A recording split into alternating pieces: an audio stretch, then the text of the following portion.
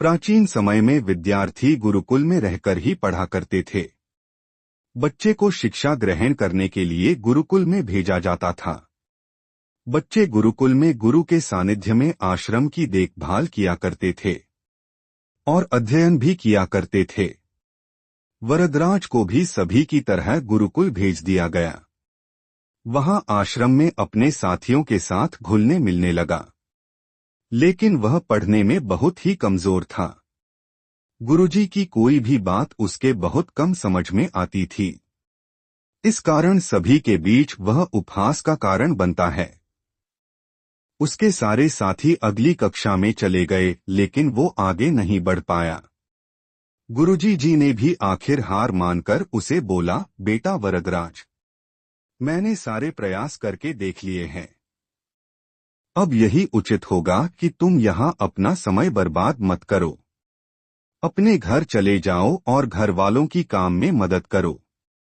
वरदराज ने भी सोचा कि शायद विद्या मेरी किस्मत में नहीं है, और भारी मन से गुरुकुल से घर के लिए निकल गया।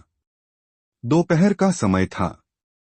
रास्ते में उसे प्यास लगने लगी। इधर उधर देखने पर उसने पाया कि थोड़ी दूर पर ही कुछ महिलाएं कुएं से पानी भर रही थी। वह कुएं के पास गया। वहां पत्थरों पर रस्सी के आने जाने से निशान बने हुए थे, तो उसने महिलाओं से पूछा, यह निशान आपने कैसे बनाए?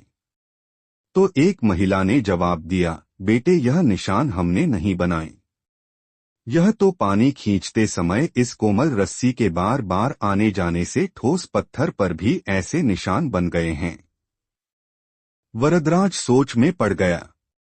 उसने विचार किया कि जब एक कोमल से रस्सी के बार बार आने जाने से एक ठोस पत्थर पर गहरे निशान बन सकते हैं, तो निरंतर अभ्यास से मैं विद्या ग्रहण क्यों नहीं कर सकता।